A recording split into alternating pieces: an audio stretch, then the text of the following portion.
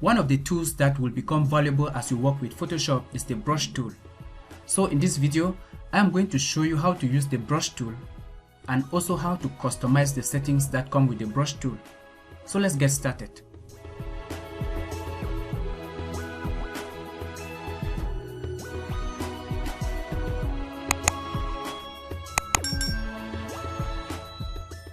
Alright, so as you can see here, I have a document prepared in advance. To access the brush tool, you just press letter B, or you go to the tool palette on the left and choose the brush tool from here. And of course, if you have been following this channel guys, you know that any tool you select from here has different options on the options bar which you can change.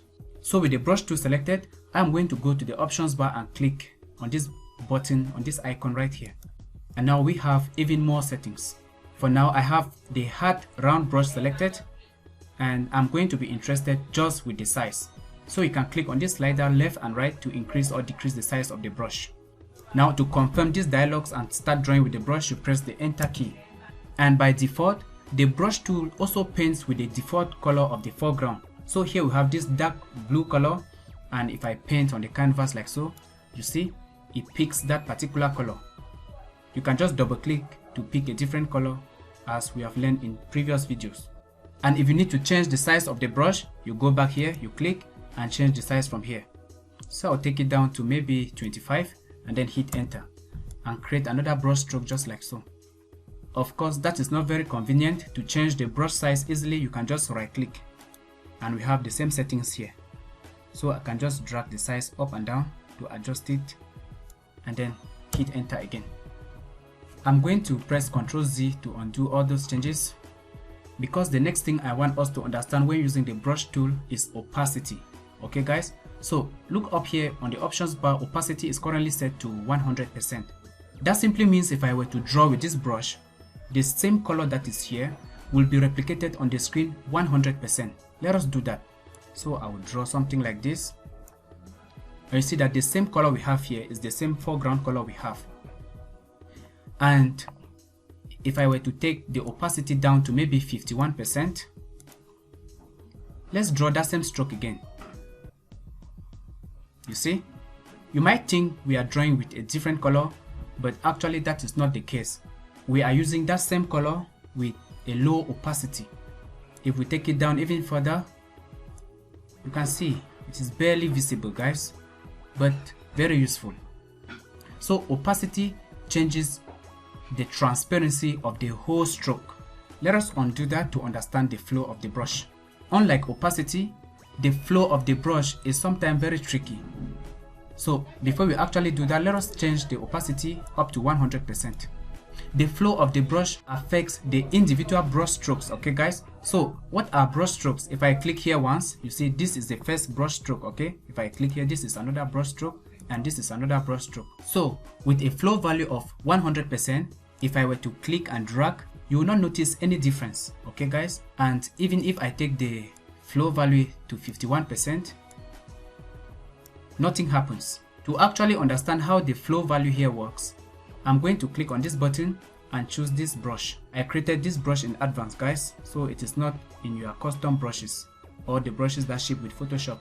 So once it is selected, I'm going to change the color of the brush to the same color here. And now let us take the flow value up to 100%. If I click this time, you can be able to see the individual brush strokes, okay? But what becomes more interesting is that if I take the flow slider to like 39%, let us increase the size of the brush. And if I click, you can see the exact difference, okay? This is the first individual brush stroke. This is the second, which overlaps the first and the second.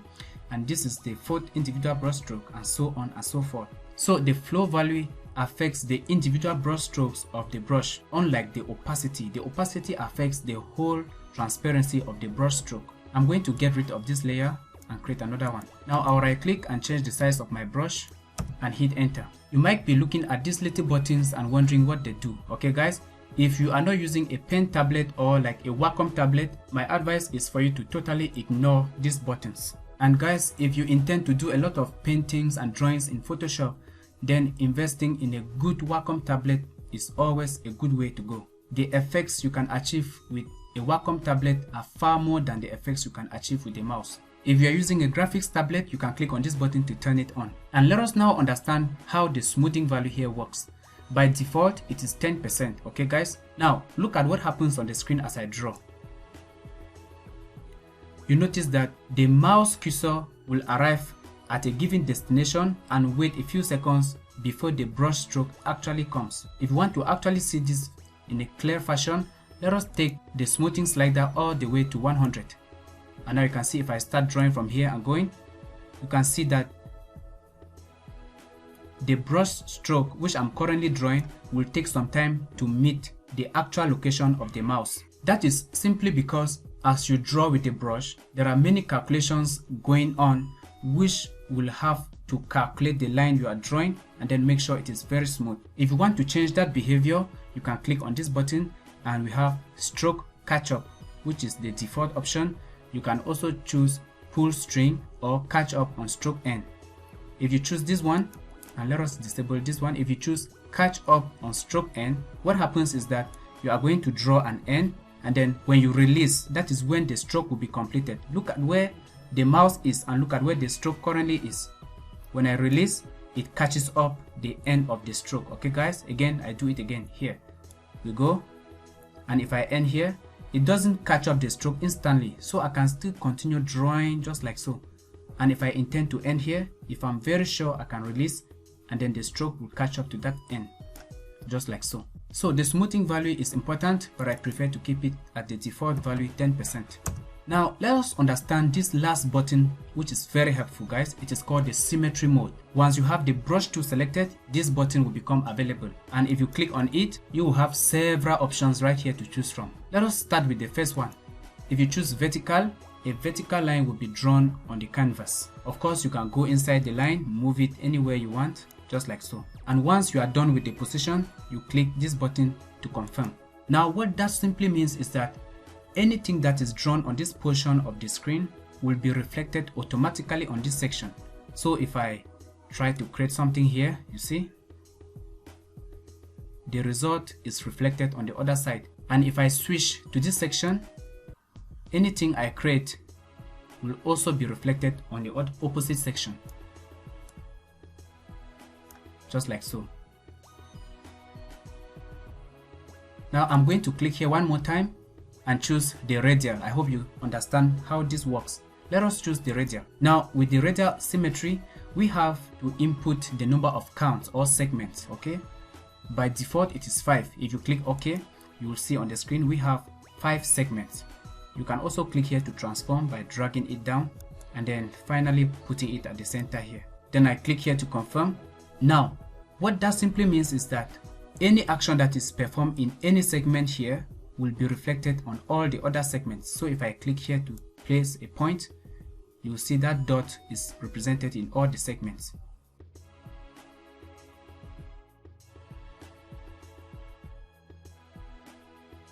To end the symmetry mode, you click on it and then choose symmetry off. Now of course, you are always limited with the brush settings that are on this dialog box. So let us bring up the brush settings so you can be able to experiment with even more settings. So let us go to Window and choose Brush Settings.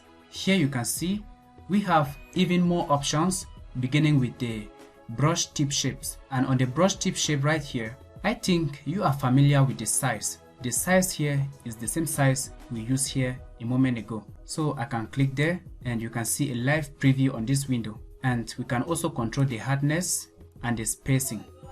The spacing value here simply means spacing out the brush stroke or the brush tips. So if you allow the spacings this way and then you click, you'll see this is very nice, and this can be useful if you do a lot of decorations on paintings. If we take the spacing down and reduce the size, we can have a nice effect like this. We can also click on this box right here. If we click here, we are adjusting the roundness of the brush. As you can see the value here, our brush is more rounded now. And to adjust the angle, you can either enter a value here or you can click on this arrow to change the angle of the brush tip. And now that is the effect we are getting. To reset everything here back to 0, Let us change them to 0, everything. Now if you click on this bar and pull down, you will see we have even more brushes. These are custom brushes, okay guys? And if you have a fresh copy of Photoshop installed, you are likely to have these custom brushes on your system. One thing you need to know is that unlike the general brushes we have been using, custom brushes don't actually give you the possibility to change the hardness of the brush. Let us pick one of the custom brushes like this hairbrush, and you can see the hardness slider is gone. So I'll come here, drag this layer to the trash can and create another layer. And with the hairbrush, we can right click, increase the size, or we can also do it from here. You see it's the same thing, okay guys? So if you increase the size, you will be able to see a live preview here on this little window. So now what can we do? We can paint, or we can increase the spacing just like so guys, to have individual strokes of hair just like so. Now these are just the custom brushes that ship with Photoshop. You can actually create your own custom brush, okay guys? Let me show you how to do that. So I'm going to minimize this panel first, and then what I'll have to do will be to create them on a new document. So I'll go to File and then choose New, and then I'll change the units here to pixels, and then I'll enter 500 by 500 at this resolution and say OK. And I'll click over here, pick a hard round brush, hit enter to confirm, change the color to either black or gray. This is what you need to know when creating custom brushes guys. The color should either be black or a shade of gray, okay guys? So let us choose black, and I'm going to reduce the size even more, then hit enter, and I'll just draw a $sign like this guys, and don't bother with my drawing, I'm using the mouse. So just like that, and I need to assign this as a custom brush, okay guys? So what I'll do will be to go to edit, and then here I choose define brush preset, and then I can see a preview right here. I can also see the number of the brush. So I'm going to call this brush sample and say OK. So what I'll do will be to close this document. Don't want to save, and here we see our new brush. If you can't see it, then press this button to go to brush settings, or you toggle the brush settings from here. Now you can click here to access the brush. Here it's the brush, and I will reduce the size and then increase the spacing, okay guys? Now if I click, we see $sign on the screen, okay guys? Nice. I can't even click here and pick a different color, change the size of my brush, hit enter, becomes very visible. To do further adjustments, I can also come here and take down maybe the spacing. It looks like a fence now to me, so I can click again, and that is the effect we get on the screen guys. Very cool.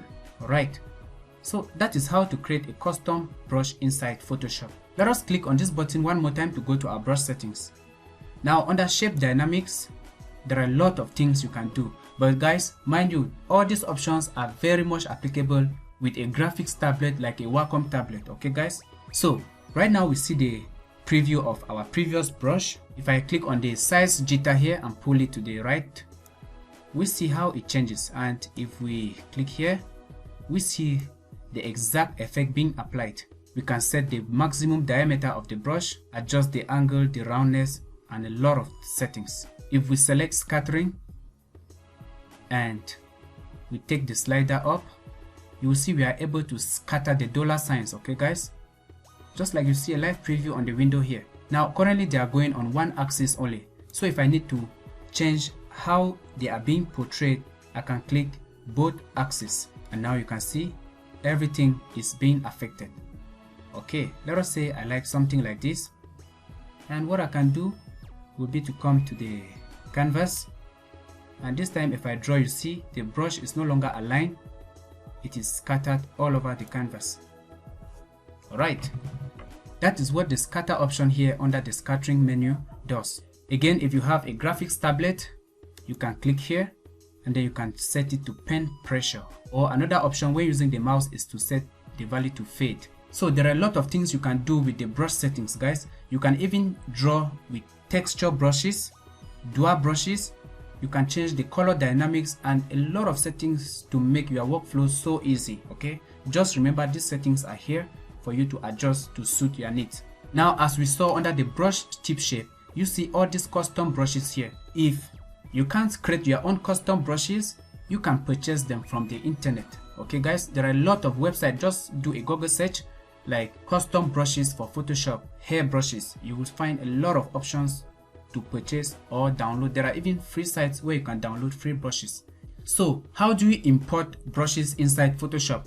What you have to do is to go to the menu with your brush and click. Then on the little gear icon right here, click on it. And then down here, you see it says import brushes. Okay, so if you have downloaded brushes from the internet, you need to unzip them obviously, and then click on this button and you'll be taken to File Explorer, where you can navigate to the folder with those brushes and then just click to import. Or if you need to export a brush from here, you can choose export selected brushes and maybe share with your friends. Okay guys, very easy and simple. So this is a general overview of the brush tool and brush settings inside Photoshop, guys. I hope you found it very helpful.